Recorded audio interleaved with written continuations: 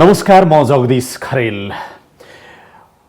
पछिल्लो केही दिनहरूमा मुलुकका विभिन्न ठाउँहरूमा राज संस्थाको पक्षमा विभिन्न समूह र शक्तिहरूको प्रदर्शन भइरहेको छ। यसले आम जनतामा एउटा प्रश्न उब्जाएको छ, यो के भइरहेको छ, यो कहाँबाट भइरहेको छ? स्वतस्फूर्त रूपमा हिन्दू राष्ट्र र राज संस्थाको पक्षमा प्रदर्शन भइरहेको छ या यो कहीँ कतैबाट परिचालित छ? के साँच्चीकै राजा फर्कन सम्भव छ? एकातिर यो प्रश्न जन्मिएको छ भने सँगसँगै अर्कोतिर पछिल्लो समयमा राष्ट्रपति विद्यादेवी भण्डारीको भूमिकालाई लिएर पनि उहाँको क्रियाकलापले गर्दाखेरि यसमाथि थप मलजल गरिरहेको भन्ने टिप्पणीहरू पनि भइरहेका छन्। विशेष गरेर राष्ट्रपति देश र जनताको अभिभावक बन्न सकिनन्, एउटा पार्टीको त्यसमा पनि एउटा गुटको नेतृत्व गरिरहेको जस्तो भान भइरहेको छ भनेर विभिन्न तह र तबकाबाट आलोचना भइरहेको छ। यही बीचमा सरकारको खिलाफमा राजावादीहरूले त पहिल्यै प्रदर्शन गरि नै हालेका थिए। कांग्रेस पनि सदन नपाएर सडकमा ओर्लियो र सडकबाटै सरकारको विरुद्धमा प्रदर्शनमा उत्रियो र अहिले पछिल्लो समयमा राष्ट्रिय प्रजातन्त्र पार्टीले विरोधको कार्यक्रमको घोषणा गरेको छ। अब सरकारको खिलाफमा यी विभिन्न तह र तबकाबाट प्रदर्शन भइरहेका छन्। त्यसैले आजको कार्यक्रममा यही सेरोफेरोमा कुराकानी गर्नको लागि आजको हटसिटमा मेरो साथमा राप्रपा अध्यक्ष कमल थापा हुनुहुन्छ। अध्यक्षज्यू, स्वागत छ तपाईँलाई। हस्, धेरै धेरै धन्यवाद। सन्चै हुनुहुन्छ? सन्चै छु। अहिलेको कोभिडको धेरै ठुलो कोभिडको सामना तपाईँले पनि गर्नु पर्यो। गरेँ। मैले बडो चाहिँ एउटा पीडादायक अवस्था गुजारेर अहिले कोभिडबाट मुक्त भएको छु। अब एकपछि अर्को गर्दै अहिले सरकारको खिलाफमा विभिन्न प्रदर्शनहरू भइरहेका छन् तह तबका पार्टीहरूबाट पनि। पछिल्लो समयमा भर्खरै मात्र तपाईँले सरकारका विरुद्धमा सरकारका खिलाफमा प्रदर्शनको कार्यक्रम घोषणा गर्नुभएको छ, होइन त?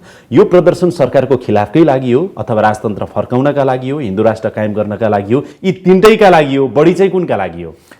वास्तवमा त्यसबाहेक अर्को पनि प्रसङ्ग छ र खास गरी एकअर्कासँग जोडिएको छ। त्यो के हो भने राष्ट्रिय प्रजातन्त्र पार्टीको मान्यतामा अहिले मुलुकले भोग्नु परेको विकृति र विसङ्गतिको निमित्त निश्चय पनि सरकार, सत्तारूढ दल मुख्य रूपले जिम्मेवार छन्। तर उनीहरू मात्र होइन, यसभन्दा अगाडिका पनि सरकारहरू पटक पटक असफल भएका छन्। यो सब कुराले प्रमाणित गरेको छ कि ६२-६३ को परिवर्तनपछि जुन अवधारणा देशमा कायम गरियो र जुन बाटोबाट देशलाई हिँडाउन खोजियो, त्यो अवधारणा र बाटो नै गलत भएको हुँदा त्यसमा सुधार गर्नु पर्दछ भन्ने पनि हाम्रो मान्यता हो। र भनेको त्यो ६२-६३ भन्दा अगाडि नै फर्किने भन्न खोज्नु भएको होइन? निश्चय पनि होइन। ६२-६३ भन्दा अगाडि फर्किन सक्ने सम्भावना पनि छैन, त्यो आवश्यक पनि छैन। त्यो करेक्सन के त? त्यो करेक्सन भनेको परिवर्तनकारी शक्ति र परम्परागत शक्तिको विचार र मान्यता बीचमा सिनर्जी अर्थात् सामञ्जस्यता कायम गरेर नेपाली संस्करणको मौलिक प्रजातन्त्रको विकास, सबै नेपाली अटाउने राजनीतिक प्रणालीको विकास अहिले देशको आवश्यकता हो भन्ने हाम्रो पार्टीको। त्यो मौलिक प्रजातन्त्र भनेको कस्तो? हामीले त प्रजातन्त्र भन्यौँ, लोकतन्त्र भन्यौँ, अहिले गणतन्त्र भनिरहेका छौँ। त्यो प्रजातन्त्र भनेको त्यो कस्तो भने नेपाल राज्यको उदयकालदेखि नेपाली समाज र नेपालको राज्य व्यवस्था निश्चित मूल्य र मान्यताको जगमा खडा भएको थियो। अर्थात् सनातन धर्म, संस्कृति र परम्परा, राज संस्था, एकात्मक राज्य प्रणाली, यी मान्यताको जगमा नेपाली समाज र राज्य सञ्चालन हुँदै आएको थियो। ६२-६३ को परिवर्तनपछि यो मान्यतालाई विस्थापित गराइएको मात्र होइन, यसको पछाडि अन्तर्निहित एउटा जुन मूल्य मान्यता थियो त्यसलाई नै एउटा नयाँ ढङ्गबाट परिभाषित गर्ने, नयाँ न्यारेटिभ निर्माण गर्ने, अर्थात् नेपालको सम्पूर्ण भोक, रोग, अशिक्षा, गरिबी र पछौटेपनको मुख्य कारण भनेको राज संस्था, हिन्दू धर्म एकात्मक राज्य प्रणाली भनेर जुन मान्यता चाहिँ स्थापित गर्यो त्यो गलत थियो भन्ने हाम्रो धारणा हो। त्यस कारणले गर्दाखेरि तर त्यो गलत छ भनेर त्यो पुरानो व्यवस्थामा फर्किने होइन। अहिलेका परिवर्तनकारी शक्तिहरू, गणतन्त्रवादी विचार बोकेका शक्तिहरू को पनि सहमति र समझदारीमा राजादेखि विप्लव माओवादीसम्म अटाउने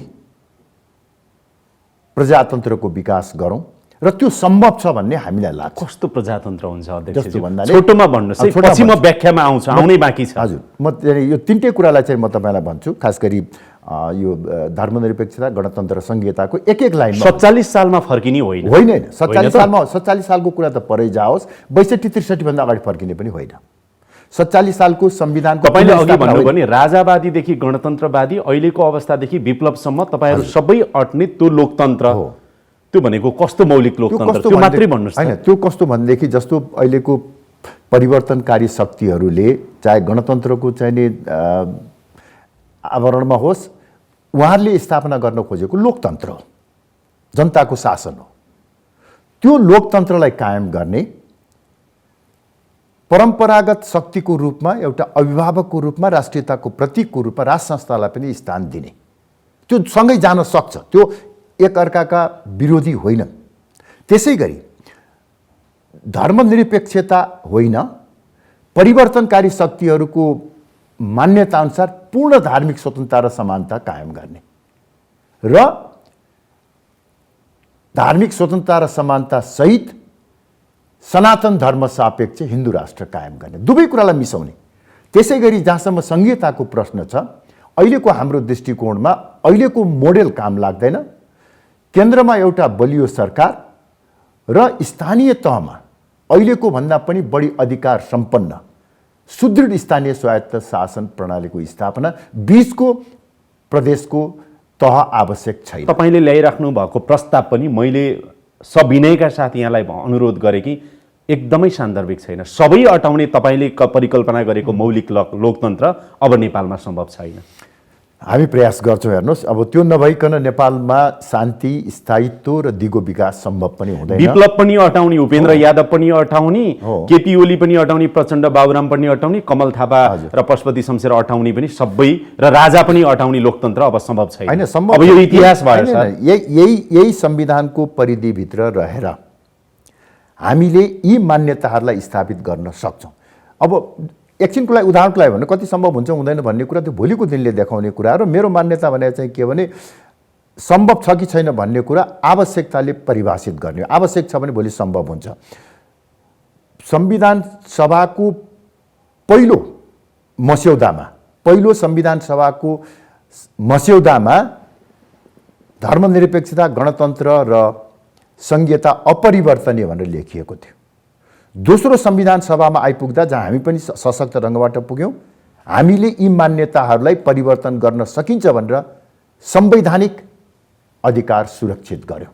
त्यो पनि एउटा चाहिँ सफलता हो भन्ने मलाई लाग्छ। भोलिको दिनमा अहिले जसरी चाहिँ देशभरि एउटा हिन्दू राष्ट्र राज संस्थाको पक्षमा जनताको मत बढ्दै गइराखेको छ, हुनसक्छ समय लाग्न सक्छ। म एउटा जुन यात्रामा हिँडिराखेको छु, मैले भने म यो जुन किसिमको एउटा गलत अवधारणा र न्यारेटिभ तयार गर्न खोजिएको छ, त्यो न्यारेटिभलाई सुधार गरेर सही र सत्यको धरातलमा उभिएको न्यारेटिभ निर्माण हुनुपर्छ र अन्ततोगत्वा त्यसले मान्यता पाउँछ। मैले सकिनँ भने पनि मेरा छोरा नातिले त्यसलाई अगाडि बढाउँछ। अध्यक्षज्यू, अब विगत केही दिनदेखि हेर्ने हो भने मुलुकका विभिन्न ठाउँहरूमा चाहिँ राजतन्त्रको समर्थनमा प्रदर्शनहरू भए।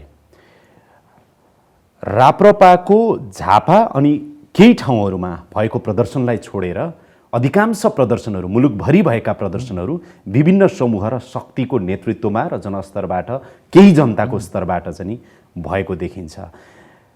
यसलाई कसरी हेर्नु भएको छ? यो नितान्त जनताको चाहना र भावनाको स्वाभाविक र स्वस्फूर्त अभिव्यक्ति हो भन्ने मैले ठानेको छु। त्यसको तीनवटा कारण मैले देखाएको छु। पहिलो कारण, अब बिस्तारै नेपाली जनताले बुझ्न थाले, हिजोसम्म बुझेका थिएनन् कि धर्मनिरपेक्षता, गणतन्त्र र संघीयता विदेशीको एजेन्डा रहेछ। विभिन्न अध्ययन अनुसन्धान, पत्रकारहरू, बुद्धिजीवीहरूले यो कुरालाई बिस्तारै रहस्य उद्घाटन गर्दैछन्। एक यो कारण छ भने दोस्रो कारण राज संस्थालाई पाखा लगाएको, धर्मनिरपेक्षता कायम गरिएको र केही हदमा संघीयता पनि कार्यान्वयनमा आएको करिब करिब 12-13 वर्ष भयो।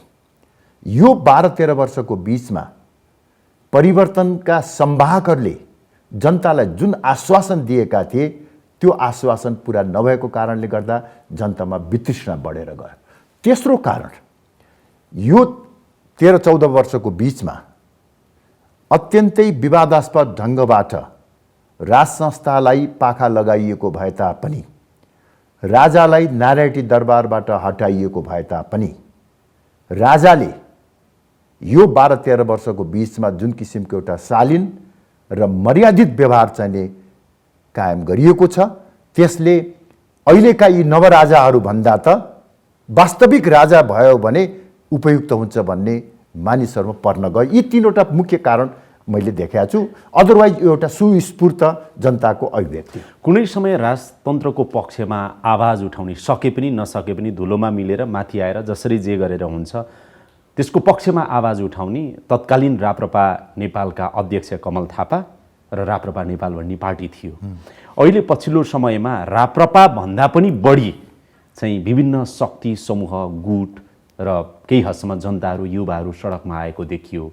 यसको मतलब तपाईहरूले नेतृत्व गर्न नसकेको राजतन्त्रको पक्षमा वकालत गर्ने कुरा, या ती शक्ति समूह र जनताहरूले तपाईहरूलाई नपत्याएको हो चाहिँ के?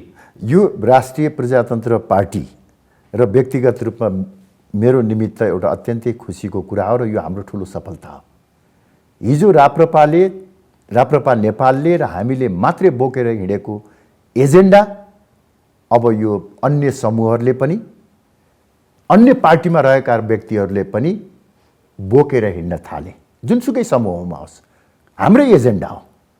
यसको मूल संवाहक हामी भए तापनि यो अब आम जनताको एजेन्डा बन्दैछ।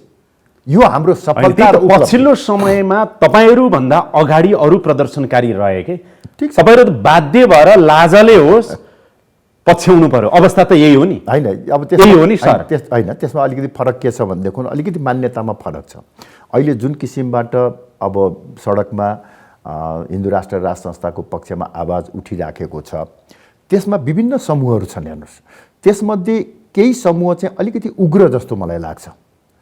उग्रताको चाहिँ उनीहरू चाहिँ के भने समग्रमा राष्ट्रिय परिप्रेक्ष्यमा हिन्दू राष्ट्र र राज संस्थाको आवश्यकतालाई भन्दा पनि राजा र राज संस्था प्रति बढी झुकाउ भएर व्यक्ति र संस्थाको कुरा मात्र गरिरहेको म देख्छु। राष्ट्रिय प्रजातन्त्र पार्टी यो मान्यताभन्दा अलि माथि उठेको पार्टी हो। हेर्नुहोस्, हाम्रो मान्यता प्रष्ट छ। हामी यही संविधान र संविधानको परिधिभित्रबाट जनताको अभिमतबाट हिन्दू राष्ट्र र राज संस्था स्थापित गराउँछौँ भनेर हिँडेको कारणले गर्दाखेरि अलिकति हाम्रो सोचाइमा फरक छ। तर एजेन्डा जुन ढङ्गबाट उठिराखेको छ यसलाई हामीले अत्यन्तै खुसीका साथ लिएका छौँ। अधिकांश मलाई लाग्छ चाहिँ धेरै ठाउँमा बहुसङ्ख्यक राष्ट्रिय प्रजातन्त्र पार्टीका कार्यकर्ताहरू नै सहभागी भएका छन्। जुनसुकै कमल थापा सर, तपाईँ देश र जनताको नेतृत्व गर्छु भनेर सपना बोकेर हिँडिराख्नु भएको छ। राजावादीहरूकै, हिन्दू राष्ट्रको पक्षमा चाहिँ वकालत गर्नेहरूकै त नेतृत्व गर्न सक्नु भएन, उहाँहरूलाई समन्वय गर्न सकेको देखिएन।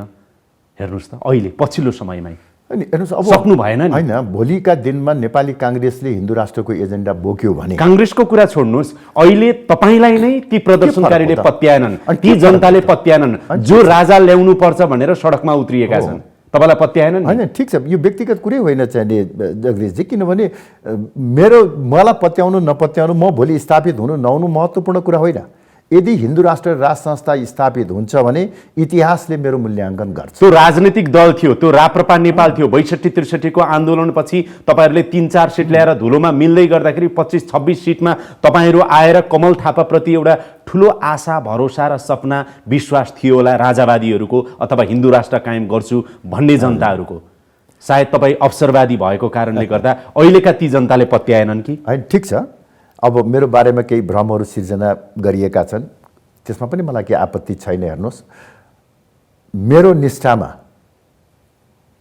कसैले शङ्का गर्नुपर्ने आधार छैन र मलाई म त भने व्यक्तिगत रूपमा म पराजित हुँ, म स्थापित हुँ, म चाहिँ लाई पत्याउन नपत्याउन यो महत्त्वपूर्ण कुरा होइन। ठिक छ, म एकछिनलाई चाहिँ सिनबाट अलगै भएँ भने पनि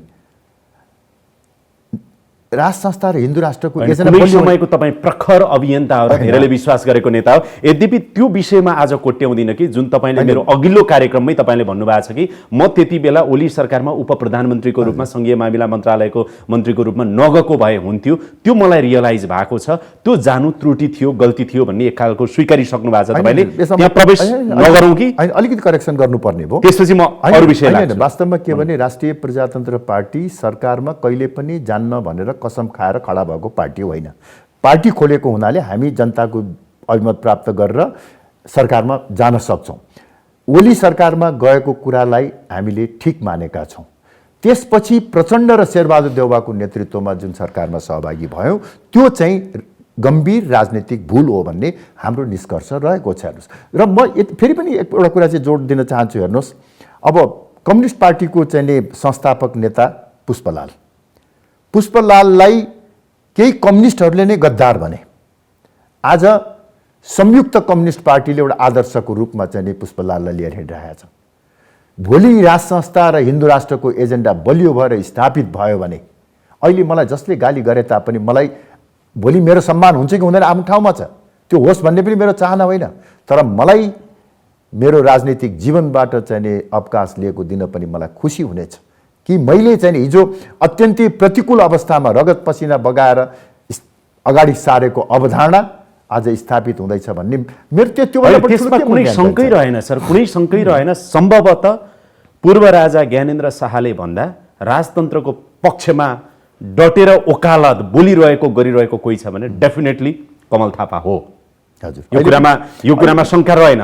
तर एकछिनलाई मान्नुहोस् न, राजनीतिक दल र त्यसको नेता त्यसले नेतृत्व गर्ने हो, जनताले साथ दिने हो। तर आज कस्तो भयो, तपाईहरू राप्रपा अगाडि, कमल थापा, पशुपति शमशेर प्रकाश चन्द्र लोहनी अगाडि भएर जनताले साथ दिँदै आउनुपर्नेमा आउँछ। तपाईहरू भन्दा राजावादी जो जनताहरू छन्, कार्यकर्ताहरू छन्, उनीहरू अगाडि अनि पछाडि लाज बचाउँदै तपाईहरू चाहिँ हिँड्नुपर्ने अवस्था आयो।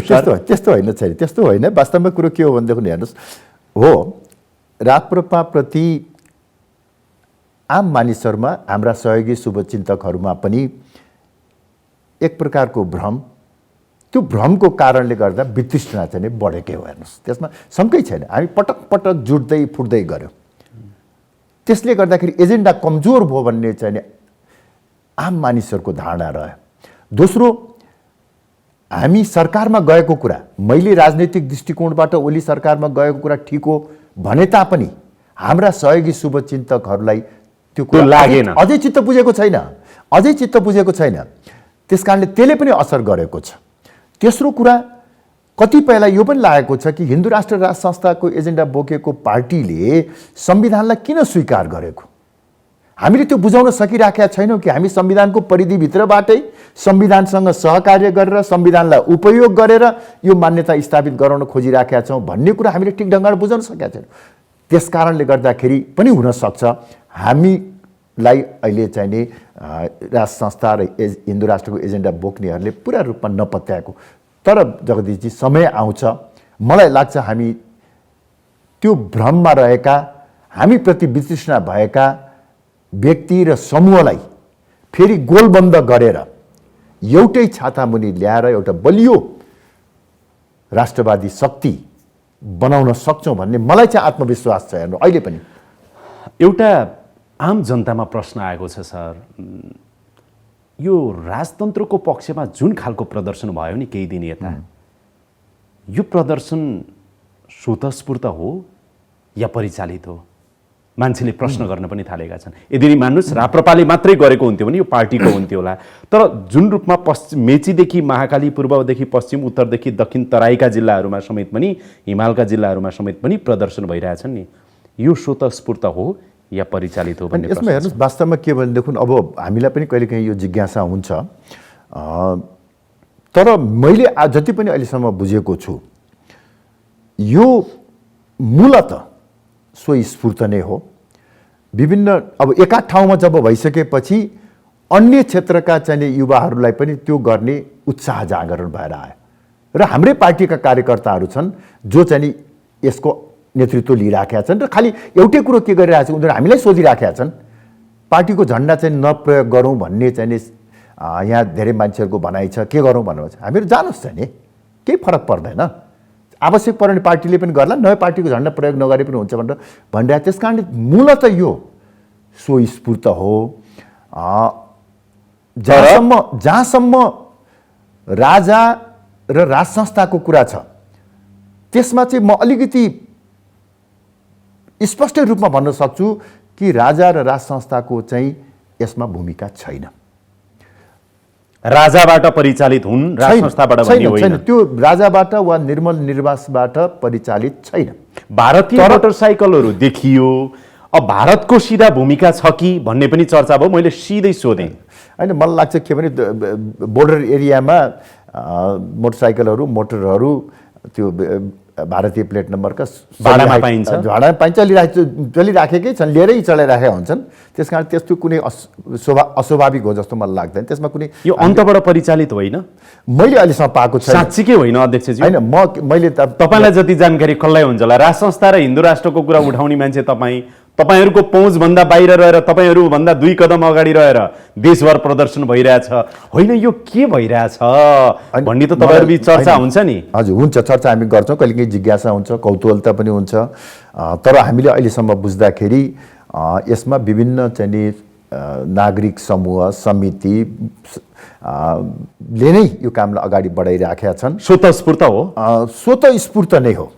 तपाईँहरू त राजनीति गर्नुहुन्छ, पार्टी चलाउनु भएको छ, पार्टीको नेतृत्व गर्नुहुन्छ, सामान्य बुझेको नि राष्ट्रिय झन्डा पनि बनाउनै पर्यो, सिलाउनै पर्यो, मोटरसाइकलमा नि चढ्नै पर्यो, बिहानदेखि नाराबाजी गर्दा दिउँसो चिउरा र दालमोट पनि खानै पर्यो, गाउँ गाउँदेखि बसमा आउनै पर्यो, त्यत्रो म्यानेज गर्नु पर्यो, माइक स्पिकरदेखि लिएर सारा चाहिँ झुन्डमुन्ड सबै कुराहरू तयार गर्नु पर्यो। कम्युनिस्ट काङ्ग्रेसहरूका पनि अब देखिन्छन् भनेपछि त्यो सबैको लागि खर्च त लाग्छ। कसले दिन्छ त? चन्दा उठाछन्। कसले कोसँग उठाउने चन्दा के? सबै सहयोगी शुभचिन्तकहरूबाट। अहिले त्यति धेरै ठुल्ठुलो रकम उठाएको जस्तो पनि मलाई लाग्दैन। तर अब नेपालमा राज संस्था होस्, हिन्दू राष्ट्र होस् भन्ने त धेरै ठुलो जमात छ नि। त्यस कारणले 5,000, 10,000, 20,000 यस्तै जम्मा गरेर कार्यक्रम सञ्चालन गरेको मैले पाएको छु। चन्दा उठाएरै हो? हजुर, हो। पैसा धेरै हुँदो हो त दिनदिनै हुन्थ्यो जुलुस र प्रदर्शन, यहाँ आन्दोलन त पैसै नभएको हुनाले हो। एकपटक गऱ्यो, फेरि अनि त्यहाँबाट अलिकति फेरि जम्मा गऱ्यो, अनि फेरि अरू गर्नुपर्ने बाध्यता भएको हुनाले मात्रै यो नभएदेखि जुन किसिमको अहिले जागरण देखिराखेको छ यो त दैनिक रूपमा देशभरि गर्न सक्ने अवस्था बनिसकेको छ। कसैले पैसा त दिइरहेको छैन? मलाई लाग्दैन। हेर्नुहोस्, अब त्यस्तो म ठाडै भनिदिन्छु सिधै, भारतको आर्थिक सहयोग चाहिँ अब भारतको पनि अब जनताको होइन होला, कतिपय जनताको होला, कतिपय शासकको होला, कतिपय निकायको होला, आर्थिक सहयोग छ भन्ने कुराहरू पनि आएको छ। त्यसको त बुझ्नु भएको छैन। मलाई त्यस्तो चाहिँ लाग्दैन, मेरो जानकारीमा छैन। र एउटा कुरो चाहिँ म प्रष्ट रूपमा फेरि पनि दोहोऱ्याएर भन्न चाहन्छु, जहाँसम्म राष्ट्रिय प्रजातन्त्र पार्टी र मेरो आफ्नो व्यक्तिगत कुरा गर्दाखेरि नेपालमा कस्तो राजनीतिक व्यवस्था, कस्तो धार्मिक अवस्था कायम गर्ने भन्ने कुरा नेपाली जनताले निर्णय गर्ने हो। विदेशीले सद्भाव राख्न सक्छन्, तर विदेशीको सहयोग लिएर ती मान्यताहरू स्थापित गर्न पनि सकिन्न, गर्नु पनि हुन्न। त्यसरी विदेशीको सहयोग लिएर गरेको परिवर्तन टिकाउ पनि हुँदैन। यसबारेमा विगतमा पनि हामीलाई कुनै न कुनै रूपमा परोक्ष रूपमा सङ्केतहरू नआएका होइनन्, तर हामीले ठाडै इन्कार गर्यौँ। सङ्केत आएको थिए? निश्चय पनि। कहाँबाट आएको थिए सर? अब विभिन्न चाहिँ क्षेत्रबाट आउँछन्, देश विदेशी शक्तिहरू जसले चाहिँ आज अरू पार्टीहरूमा लगानी गरिराखेका छन्, तिनै व्यक्तिहरूले हामीलाई पनि तपाईँहरूलाई पनि हामी सहयोग गर्नुपर्ने हुन्छ कि भनेर भन्दा हामीले ठाडै भनेको छौँ। राष्ट्रिय प्रजातन्त्र पार्टी जुन मान्यता बोकेर हिँडिराखेका छ, हामी नेपालमा विदेशीहरूको चलखेल बढ्यो, प्रभाव बढ्यो, विदेशीहरूको इसारामा देशमा चाहिँ राजनीतिक परिवर्तनहरू हुन थाले भनेर हामी आरोप लगाइराखेका छौँ। हामीले पनि त्यही बाटोमा हिँड्यौँ भनेदेखि चाहिँ नि अब बाँकी होइन, चाहिँ कुरा विदेशीको इसारा, विदेशीको लगानी, विदेशीको प्रभावले काम गर्दैन, त्यसकारण अहिले राज संस्थाको सन्दर्भमा चाहिँ त्यो होइन भन्ने कुराहरू भनिराख्नु भएको छ। तपाईँको पनि विरोधाभास कुरा आउँछ कि अध्यक्षज्यू, पहिला तपाईँलेहरूले के भन्नुहुन्थ्यो नि, यो राज संस्था हटाएकै विदेशीको इसारामा, गणतन्त्र ल्याएकै विदेशीको इसारामा, धर्मनिरपेक्षता गरेकै विदेशीको इसारामा भन्नु हो, यो सम्भव भइरहेछ भन्नु तपाईँको बोलीलाई लिने हो भने हो। त्यही त अहिले पनि भनिरहेको छु नि, फेरि विदेशीकै इसारामा पनि त ल्याउने होला नि त राज संस्था, त्यो अभियानमा हुनुहुन्छ कि भन्नु। त्यस कारणले त मैले भने नि विदेशीहरूको इसारा, दबाव, प्रभाव र लगानीमा धर्मनिरपेक्षता, गणतन्त्र र संघीयता आएको हो। यसका योजनाकार विदेशी नै हुन्। यसको प्रमुख संवाहक माओवादी हो। माओवादीले बोकेर ल्याएको त्यो भारीलाई क्रमशः एमाले र काङ्ग्रेसले बोकेर लिएर आएको, यो प्रमाणित छ। माओवादीलाई कसले परिचालन गर्यो? माओवादी सिधा भन्नुहोस् त आज। सिधै तत्कालीन भारतीय शासक वर्ग र रले परिचालित गर्यो र यो माओवादी व्यवस्था सबै परिवर्तनमा भारतीय शासक हो र रकै भूमिका छ। त्यो छ भने अर्को पश्चिमा मुलुकहरू जसले नेपालमा धर्मनिरपेक्षता र संघीयता र तिनै भारतीय शासक र अथवा पश्चिमा मुलुक त अहिले नभनौँ, तिनै भारतीय शासक र अहिले तपाईँहरूलाई पनि लगानी गर्न खोजिरहेछन्। छैन। अघि तपाईँले भन्नुभयो नि त, जसले तिनलाई लगानी गरेका थिए तिनले हामीलाई पनि लगानी गर्न खोज्दैछन्, तर हामीले मानिरहेको छैनौँ। हो, तपाईँले त्यो भन्नुभयो नि। अहिले चाहिँ छैन। जति म अहिले तपाईँले भने लगानी गर्न खोजे पहिला तपाईँहरू मान्नु भएन भनेको भारतीय शासक र रले तपाईँहरूलाई पनि लगानी गर्न खोजेको चाहिँ हो। सङ्केत गरे, प्रष्ट रूपमा त्यति खुलेर नआए पनि सङ्केत गरे। चुनावको बेलामा तपाईँहरूलाई सहयोग आवश्यक पर्छ कि पर्दैन भने मैले चाहिँदैन, जो हामी हार्यौँ भने पनि हामी चाहिँदैन, सङ्केत गरे। हुन त धेरै कुरा नेपाली जनतालाई थाहा नै थियो सर, तर तपाईँले आज अझ स्पष्ट रूपमा छर्लङ्ग पार्नुभयो कि नेपाली राजनीतिमा साँच्चीकै भन्ने हो भने भारतीय शासक वर्गको र एउटा तहको चाहिँ नि नाङ्गो हस्तक्षेप छ। 62-63 को आन्दोलनको बेलामा, निर्वाचनको बेलामा विदेशी शक्तिको आर्थिक लगानी पनि छ। नैतिक समर्थन मात्र होइन, जनआन्दोलन दोस्रो भन्दा जुन भनिन्छ नि, त्यो बेला म गृहमन्त्री थिएँ। हो, गृहमन्त्री भएको नाताले सूचनामा पहुँच थियो र हामीलाई दिएको गुप्तचर संस्था, हाम्रो निकायहरूले, हाम्रो चाहिँ सुरक्षा निकाय दिएको चाहिँ प्रारम्भिक जानकारी अनुसारमा पनि 80 करोड रुपियाँ जनआन्दोलनको निमित्त विदेशीहरूबाट प्राप्त भएको थियो र केही यस्ता कुराकानीका टेपहरू रेकर्डमा छन्। अहिले कता गए मलाई थाहा छैन, जसमा चाहिँ नि गिरिजाबाबुलाई भनिएको छ कम्युनिस्टलाई दिएको पैसा अलिअलि प्रयोग भएको छ, तपाईँहरूलाई दिएको पैसा प्रयोग भएन, खै मान्छेहरू। यसरी चाहिँ नि त यो देशमा परिवर्तनको निमित्त कामहरू भएको छ। त्यही त सर, त्यही त अहिले राज संस्थाको पक्षमा भइरहेको प्रदर्शनमा पनि विदेशी लगानी छ कि करोडौँ रुपियाँ भनेर मलाई जानकारी छैन। तपाईँलाई जानकारी रहेन? अब मैले भने किन यसको स्पष्ट आधार त छैन, तपाईँलाई चाहिँ जानकारी छैन, मलाई जानकारी छैन।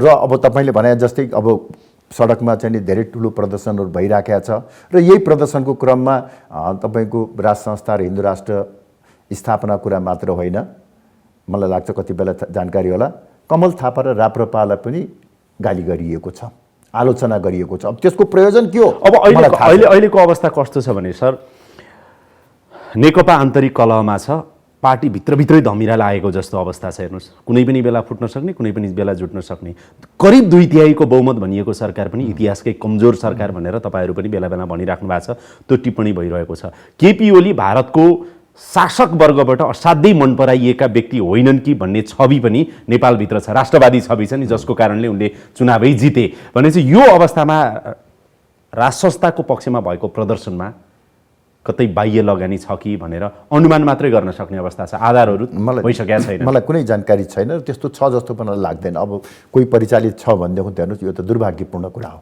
यो पछि थाहा हुन्छ, यो दुर्भाग्यपूर्ण कुरा पछि थाहा हुन्छ।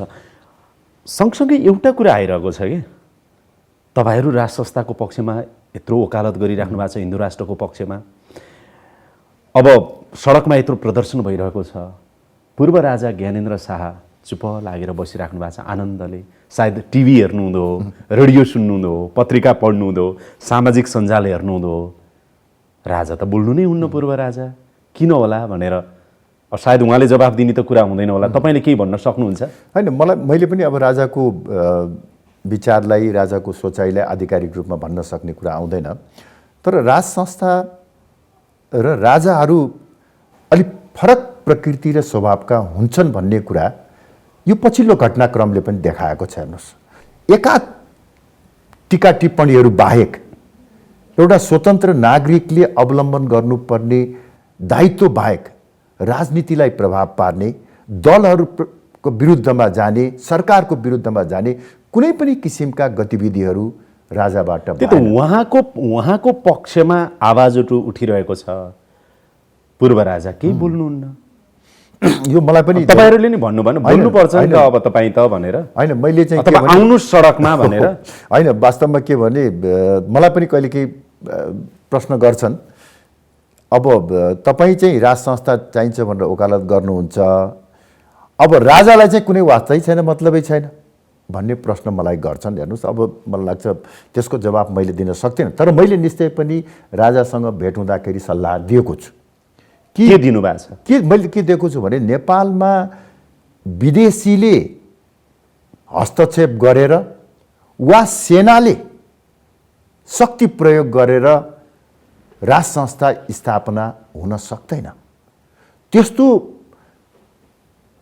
कुनै कथम कथै स्थापित भयो भने पनि टिकाउ हुन सक्दैन। नेपालमा राज संस्थालाई कुनै न कुनै रूपमा फेरि पुनर्स्थापित गर्ने हो भने यहाँका राजनीतिक दल, बुद्धिजीवी वर्ग, नागरिक समाज र आम जनताको सहयोग र सहानुभूति चाहिन्छ। त्यसकारणले सरकारले राजनीतिक दलहरूसँग मित्रता बढाउनु पर्यो, सहकार्य गर्न थाल्नु पर्यो र उनीहरूमा क्रमशः एक्सेप्टेबिलिटी बढाउँदै जानु पर्यो। हुनसक्छ नेपालको बृहत राष्ट्रिय हितको निमित्त मन परिवर्तन हुन सकोस्। अध्यक्षज्यू, तपाईँलाई लाग्छ राजा अब सडकमा आउनुपर्छ? लाग्दैन। राजा सडकमा आइसकेपछि त फेरि त्यो राज संस्थाको जुन एउटा स्वतन्त्र, निष्पक्ष र गरिमामय भूमिकाको जुन हामीले परिकल्पना गरेका छौँ त्यो परिकल्पनाको विपरीत हुन्छ। जनताले, राजावादीहरू अहिले प्रदर्शनमा उत्रिरहेका छन् नि। खैर, तपाईँले पछिल्लो समयमा अलिकति भाषा परिवर्तन गर्नुभएको छ।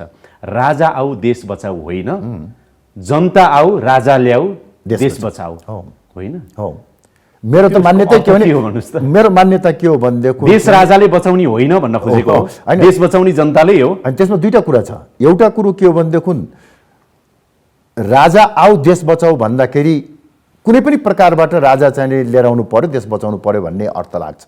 म त्यो कुनै पनि प्रकारबाट चाहिँ राज संस्था स्थापना हुने कुराको अहिले कल्पना गर्दिनँ।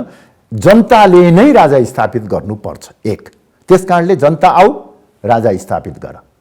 दोस्रो, राजाले मात्रै देश बचाउने होइन, राजाको आफ्नै व्यक्तिगत शक्तिले मात्र देश बचाउने होइन। विगतमा चाहे नेपालको राष्ट्र एकीकरणको कुरा होस्, चाहे प्रजातन्त्रको स्थापना होस्, चाहे आधुनिकीकरणको कुरा होस्, राजा र जनताको साझा प्रयासबाट भएको हुनाले भोलिको दिनमा पनि देश बचाउने र बनाउने राजा र जनताको साझा प्रयासबाट हुनुपर्छ। र फेरि हामीले त निरन्तर भन्दै आइरहेका छौँ, अब पुनर्स्थापित हुने राजा वा राज संस्थाले शासन गर्ने होइन। जब शासन गर्ने अधिकारै छैन भने कसरी बचाउने? हामी त सेरेमोनियल राष्ट्रिय एकता र एकताको प्रतीकको रूपमा कुरा गरिराखेका छौँ। त्यस कारणले गर्दाखेरि जनता नै हुन्। जनता भनेका जनताबाट निर्वाचित प्रतिनिधिहरू र राजासँगको चाहिँ सहकार्यमा गर्ने भएको हुनाले अलिक फरक छ। सर, यसको जवाफ तपाईँले राजाले भन्दा पनि बढी दिनु परिरहेको छ, पटक पटक दिनु परिरहेको छ र तपाईँले पटक पटक पनि दिनुपर्छ आगामी दिनमा पनि जस्तो लाग्छ। साँच्चीकै राज संस्था राजा फर्किने सम्भावना छ त? हेर्नुहोस्, अब बिचमा केही त्रुटि कमी कमजोरीहरू भयो। सायद त्यो त्रुटि कमी कमजोरी नभएको भए त्यो त्रुटि कमी कमजोरी मेरो तर्फबाट पनि भयो होला, दरबारका वरिपरिका व्यक्तिहरूबाट पनि भयो, जसको कारणले गर्दाखेरि हेर्नुहोस्, हामीले त अहिले त मैले भन्नु नि शून्यबाट 4, 4बाट 26, 26बाट 37 पुर्याइसकेका थियो। यदि राप्रपालाई फुटाउने काम नभएको भए, जुन फुटाउने काममा दरबारका वरिपरिका व्यक्तिहरू प्रयोग भए, अहिले राष्ट्रिय प्रजातन्त्र पार्टी एउटा निर्णायक शक्तिको रूपमा रहन्थ्यो र हामीले सडकमा एउटा चाहिँ अर्कै माहौल बनाउन सक्थ्यौँ। त्यस कारणले गर्दाखेरि जुन विगतमा केही कमी कमजोरी भयो त्यसले अलिकति सम्भावना पछाडि धकेलिएको जस्तो मलाई लाग्छ। हेर्नुहोस्, तर अन्ततगत्वा नेपालमा हिन्दू राष्ट्र र राज संस्था दुवै पुनर्स्थापित हुन्छन् भन्ने मलाई लाग्दछ। हेर्नुहोस्, मैले अघि पनि मलाई बुँदामा बताउनुहोस् त सर, जस्तो व्याख्या नगरिकन 1 2 3 4 5 राज संस्था फर्किने आधार चाहिँ यी हुन् भनेर व्याख्या नगरिकन आधार नम्बर 1। आधार नम्बर 1 मुलुकको राष्ट्रिय आवश्यकता, त्यसकारणले त्यो आवश्यकताले सम्भव बनाउँछ। दोस्रो, नेपालको भू राजनीतिक अवस्था, एकातिर विशाल चीन, अर्कोतर्फ विशाल भारत, दुवैको नेपालमा चाहिँ चासो, चिन्ता र स्वार्थ छ। त्यो स्वार्थको टक्राउ हुँदै गइसकेपछि एउटा भू राजनीतिक अवस्था। दोस्रो, नेपालको धार्मिक, सामाजिक, सांस्कृतिक परिवेशमा एकताको प्रतीकको रूपमा सबैलाई एउटै एकताको सूत्रमा आबद्ध गर्न सक्ने संस्थाको रूपमा। तेस्रो, चौथो, तपाईँको नेपालको दिगो शान्ति र स्थायित्वको निमित्त। चौथो, पाँचौं, अभिभावकत्वको लागि। अहिले म एउटा कुरा भनौँ, अरू कुरा छोडिदिउँ। अहिले जुन किसिमको विकृति, विसङ्गति देखिन्छ, जुन भ्रष्टाचार, व्यभिचार भइराखेको छ, त्यसको एउटा कारण अभिभावक नभएर पनि हो। हेर्नुहोस्, अहिले कसैसँग डराउनु पर्दैन, कोही अभिभावक छैन। घरमा, तपाईँको घरमा, मेरो घरमा एउटा बुढो भए पनि बाउ छ भने राति अबेर जाँड खाएर, रक्सी खाएर चाहिँ तपाईँ हल्लिँदै घरमा जानको निमित्त तपाईँ डराउनुहुन्छ। म पनि डराउँछु, किनभने बाउ रिसाउँछ, हुँदैन। यो त नियन्त्रण आउँछ। एउटा त्यो बाउले पैसा दिने पनि होइन, शक्तिले चाहिँ उसले नियन्त्रण गर्ने पनि होइन, त्यो अभिभावक। अहिले आमा हुनुहुन्छ नि विद्या भण्डारी, अब त्यो बारेमा राष्ट्रपति विद्यादेवी भण्डारी, अब वास्तवमा त्यसले अभिभावक, हजुर, त्यो राष्ट्र प्रमुख। राष्ट्रपतिको संस्थाले नेपाल जस्तो देशमा अभिभावकको भूमिका खेल्न सक्दैन भन्ने कुरा रामवरणको यादवको पालामा पनि देखिएको हो र अहिले पनि देखिएको छ। रामवरणजीको पालामा पनि हेर्नुहोस्, मैले देखेको छु। अब सर्वदलीय बैठकमा त हामी पनि जान्थ्यौँ। एउटा पार्टी कार्यालयबाट पार्टीको एउटा पदाधिकारीले सिधै चाहिँ राष्ट्रपतिलाई फोन गरेर हामी यो कुरा लिएर आउँदैछौँ, केही दिन समय पर्खनुहोस् भनेर भनेको मैले सुनेको छु। अब सर, तपाईँले, मैले यसमा रोकेँ तपाईँलाई। अघि तपाईँले भनेका 4-5वटा आधार जुन भन्नुभयो, राष्ट्रिय आवश्यकता, भौगोलिक अवस्थितिका कुराहरू, धर्म, संस्कृति, परम्परा, अभिभावकत्व आदि इत्यादि कुराहरू जोडेर यी आधारमा राज संस्था फर्किन सक्छ भन्ने तपाईँले आधार प्रस्तुत गरिराख्दा यो आफैमा कति स्ट्रङ, मजबुत आधारहरू हुन् अथवा कमजोर आधारहरू हुन्, दर्शकलाई समीक्षा गर्न दिउँ। र यसको स्वामित्व, यी आधारहरूको स्वामित्व लिएर यसलाई गहिराइमा महसुस गर्नुपर्ने त फेरि पनि राजनीतिक दलहरूले होला नि त, होइन त? नेकपा, नेपाली कङ्ग्रेस, राप्रपा, जनता समाजवादी पार्टी, अहिले भएका पार्टी त यिनै हुन्। तपाईँ बाहेकको पार्टी, अरू पार्टीहरूले त यसको अपनत्व लिएका छैनन् भनेपछि सम्भावना कमजोर छ, करिब असम्भव छ। इतिहास फर्किन अब सक्दैन भनेर मैले भने त्यो गलत हुन्छ। किनभने हिजो पशुपति शमशेर, प्रकाश चन्द्र लोहनीहरू पनि गणतन्त्र पक्षमा हुनुहुन्थ्यो, तर पूर्व पञ्च भएको हुनाले सजिलो भयो। अब हिजो पूर्व पञ्चपछिको दोस्रो पालो भनेको राज संस्थासँग सहकार्य गरेका काङ्ग्रेस एमालेका दलहरू, उहाँहरूको मन परिवर्तन गराउन सकिन्छ। त्यसपछि माओवादीलाई पनि परिवर्तन। तपाईँले यसो भनिराख्दाखेरि म सन्दर्भै जोड्छु तपाईँलाई। नेपाली कङ्ग्रेसका महामन्त्री डाक्टर शशाङ्क कोइरालाले राज संस्थाको विषयमा त अब सम्भावना छैन, हिन्दू राष्ट्रको सन्दर्भमा चाहिँ जनमत सङ्ग्रह अथवा यो वा त्यो कुनै, यद्यपि मेरै कार्यक्रममा नि उहाँले अघिल्लो चाहिँ नि कङ्ग्रेस महाधिवेशनमा जनमत सङ्ग्रह, के अरे मतलब यो मुद्दा चाहिँ म महाधिवेशनमा लान्छु हिन्दू राष्ट्रको भन्नुभएको थियो, लानु भएन पछि। तर अहिले पनि उहाँले हिन्दू राष्ट्र चाहिँ भनिराख्नु भएको छ र कङ्ग्रेसभित्र एउटा तबका हिन्दू राष्ट्रको पक्षमा चाहिँ अलि अडान लिइरहेको पनि देखिन्छ, तर राज संस्थाको सन्दर्भमा छैन। सर, समय लाग्छ। अहिले हिन्दू राष्ट्रको बारेमा पनि त पहिले त विगतमा अब शशाङ्कजीले पनि गणतन्त्र, के अरे धर्मनिरपेक्ष पक्षमा भोट हाल्नु भएको हामीले देखिरहेछौँ। तर उहाँले के भनेदेखि अहिले हिन्दू राष्ट्रको पक्षमा सशक्त ढङ्गबाट बोलिराख्नु भएको छ। अब हुनसक्छ समयकाल परिस्थिति अनुसार उहाँले बिस्तारै राज संस्था कुरा गर्छ। तर म फेरि पनि जोड दिएर अघि मैले भनेको थिएँ नि, त्यो असाध्यै महत्त्वपूर्ण छ। यो कार्यक्रम यदि राजाले हेरिराखेको हो भने राजामा पनि यो सन्देश पुगोस्। यद्यपि मैले भेटेर पनि भन्छु कि राजाले राज संस्था पुनर्स्थापनाको काममा केही सहयोग गर्नु पर्यो। त्यो सहयोग गर्नु पर्यो भनेको राप्रपालाई सहयोग गर्नु पर्यो भने होइन। कसरी सहयोग गर्नु पर्यो राजाले भन्नुहोस् त? विभिन्न राजनीतिक दलहरूसँग आत्मीयता र सहकार्यको हात बढाएर, सामाजिक सद्भाव बढाएर। किन यो दुईटा तपाईँको एकदम विपरीत ध्रुवमा बसिराख्ने? अब त नागरिक राजनीतिक दलहरूले हैन राजाको सहयोगको अपिललाई सुनलान्, हैन, स्वीकारलान् त हैन, फरक कुरा, अहिले नै सुनलान्। हैन, अहिले नै राजाले पहिलो पटकको भेटमै राज संस्था पुनर्स्थापना गर्न मलाई सहयोग गर्नु पर्यो किन भन्ने। जसरी राजा विद्यादेवी भण्डारी राष्ट्रपतिको छोरीको विवाहमा चाहिँ जानुभयो, आफ्नो नातिकोमा चाहिँ आफ्नो नातिमा बोलाउनु भयो, त्यसै गरी अरू दलका नेतालाई किन नबोलाउने। बाबुराम भट्टराई चाहेर नचाहेर भए पनि राजा बिरामी भएको बेलामा नर्विक हस्पिटलमा गएर भेट्नुभयो। तपाईँले राजालाई भन्नुभयो होला नि त यस्तो कुरा। भनेको छु तर लागिराखेको छैन, त्यसै तपाईँको भन्नुहुन्छ? सार्वजनिक बेला भयो भनेर सोध्नुहुन्छ। मैले त यतिकै 14 वर्ष भइसक्यो, अब कहिले बेला हुने। फेरि यो कुनै राज संस्था पुनर्स्थापना गर्न भन्ने जस्तो के हुन्छ नि, हेर्नुहोस् त आत्मीयता राजालाई पुनर्स्थापित राज संस्था पुनर्स्थापना होस् भन्ने चाहना त हुन्छ भनेर भन्नै परेन, त्यो स्वाभाविकै हो। तर अलिक बेग्रै चाहना छ कि के हो?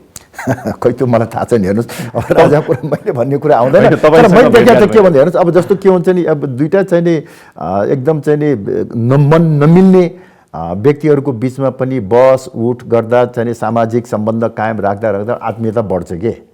त्यो आत्मीयताले एउटा सकारात्मक दिशातर्फ अगाडि बढाउँछ। किनभने राजनीतिक दल र चाहिँ नि यहाँका जनतालाई माइनस गरेर तपाईँको चाहिँ कसरी हिन्दू राष्ट्र स्थापना हुने, कसरी चाहिँ नि तपाईँको राज संस्था पुनर्स्थापना हुने। साँच्चीकै अध्यक्षज्यू तपाईँ एउटा भन्नुहोस्, तपाईँ पनि राजनीतिक खतरनाक खेलाडी हो।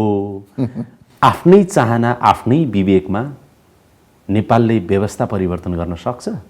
चाहे त्यो राजतन्त्रबाट गणतन्त्र भन्नुहोस्, गणतन्त्रबाट राजतन्त्र भन्नुहोस्, लोकतन्त्र भन्नुहोस्, कुनै पनि यो चाहिँ तपाईँले अत्यन्तै गम्भीर प्रश्न गर्नुभयो। वास्तवमा यो इतिहासलाई हेर्ने हो भने चाहे त्यो 7 सालको परिवर्तन होस्, चाहे त्यो 46 सालको परिवर्तन होस्, चाहे त्यो 62-63 को परिवर्तन होस्, बाह्य शक्तिको चलखेल र प्रभाव रहेको छ।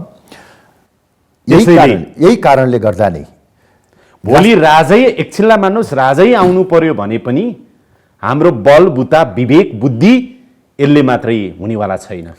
अब तर यो छैन। हैन त्यो त्यसो नभनौँ। हामीले के भनेदेखि यो जुन किसिमको मान्यता, जुन किसिमको परम्परा र जुन किसिमको सोचाइ हो, यसलाई तोडेर नेपाली जनताले नै निर्णय गरेर राजनीतिक प्रणाली कायम गर्न सक्नुपर्छ र त्यो सकेको दिन मात्रै नेपालको त्यसो भन्नुहुन्छ हत्केलामा चाहिँ नि जिन्दगी राखेर बल बन्दुक बारुदको गोला उगराउँदै हजारौं मान्छे मरेर र मारेर आएको माओवादीमाथि त तपाईँले दिल्लीबाट परिचालित भनेर आरोप लगाउनुभयो। अब तपाईँ हामी अब सुकिला मुकिला भएर काठमाडौँ सहरमा बसेर अथवा घरमा बसेर यो सबै आफ्नो विवेकमा गर्ने भन्ने कुरा त कति सम्भव होला? सम्भव हुन्छ।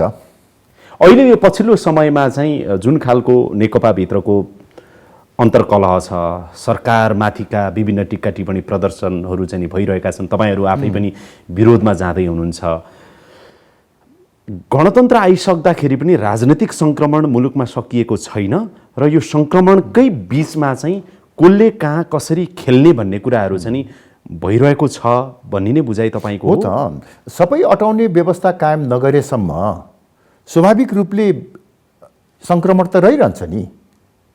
सबैलाई कसैलाई पनि निषेध गर्यो भने त्यो निषेधित चाहिँ व्यक्ति, संस्था र विचारले आफू उठ्ने प्रयास त गरिहाल्छ नि। त्यही कारणले त हामी भनिरहेका छौँ एउटा मध्यमार्गी नेपाली संस्करणको मौलिक प्रजातन्त्रको विकास गरौँ। त्यसको निमित्त त्यो असम्भव छैन, अलिकति उदारता चाहिन्छ। तपाईँको दक्षिण अफ्रिकाको हामी धेरै पटक कुरा गर्छौँ। 27 वर्षसम्म जेलमा थुन्ने गोराहरूसँग नेल्सन मण्डेलाले सहकार्य गरेर दक्षिण अफ्रिकामा स्थायित्व, शान्ति र समृद्धिको मार्गचित्र चाहिँ तयार गर्नुभयो। हामीले पनि त्यो किसिमको उदारता देखाउन सक्नुपर्छ। निषेध गर्न खोज्यौँ भनेदेखि त स्वाभाविक एउटा कारण त त्यो पनि हो नि, पञ्चायतको पालामा बहुदल निषेध भयो, अब गणतन्त्रको पालामा राजा निषेधित भयो। अब यो किसिमको परम्परालाई निरन्तरता दिएर काम लाग्दैन। सबै अटाउने व्यवस्था गर्न सकिन्छ, त्यो नेपालको हितमा हुन्छ। फेरि राजा स्थापना हुने भन्ने कुरालाई व्यक्ति र संस्थासँग मात्र जोडेर हेर्नु हुँदैन। यो एउटा अवधारणासँग सम्बन्धित छ। हेर्नुहोस्, यो एउटा मूल्य र मान्यतासँग सम्बन्धित विषय भएको हुनाले मलाई लाग्छ हामीले बसेर हाम्रो त प्रस्ताव के छ भने हेर्नुहोस्, अब एउटा सर्वपक्षीय सम्मेलन गर्न सकिन्छ। जुन सर्वपक्षीय सम्मेलनमा राजाका प्रतिनिधिदेखि लिएर विप्लवका प्रतिनिधिहरू बसौँ र एउटा यस्तो मोडेल तयार गरौँ। सबैको आधार भनेको राष्ट्रियता र लोकतन्त्र हो। राष्ट्रियता र लोकतन्त्रलाई बटम लाइन मानेर अरू कुरामा अलिकति फ्लेक्सिबिलिटी देखाउने बित्तिकै त मलाई लाग्छ समस्याको समाधान हुन्छ। अनि त्यसपछि जनताबाट निर्वाचितले शासन सञ्चालन गर्ने अनि देशमा स्थायित्व कायम गर्ने, परिवर्तन ल्याउने, समृद्धि ल्याउने। जाँदा जाँदै एउटा प्रश्न गर्छु तपाईँलाई, अहिले अब सरकारको खिलाफमै पनि प्रदर्शन गर्दै हुनुहुन्छ, सरकारको कामबारे, कार्य सञ्चालनबारे छोटो समीक्षा के छ तपाईँको? होइन, वास्तवमा यो सरकार पूर्ण रूपमा असफल भएको छ। विकृति र विसङ्गतिहरू तीव्र रूपले बढेर गएको छ। खास गरी भ्रष्टाचार, बेरोजगारी समस्या, धर्म परिवर्तन तीव्र रूपले बढेर गएको छ र यसका पछिल्ला गतिविधिहरूले सर्वसत्तावादतर्फ देश उन्मुख हुन लागेको देखिन्छ।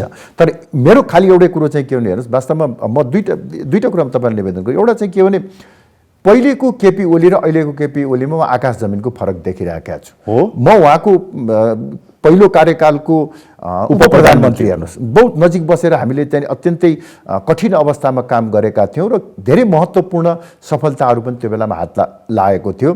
अनफर्चुनेटली त्यो चाँडै गयो। पहिलाको केपी ओली र अहिलेको केपी ओली अब उहाँको स्वास्थ्यले गर्दाखेरि हो वा पार्टीभित्रको आन्तरिक गुटबन्दीले गर्दाखेरि हो, उहाँ निरीह लाचार भइरहेको म देखिराखेका छु र अनेक किसिमको विवादमा परिराख्नु भएको छ।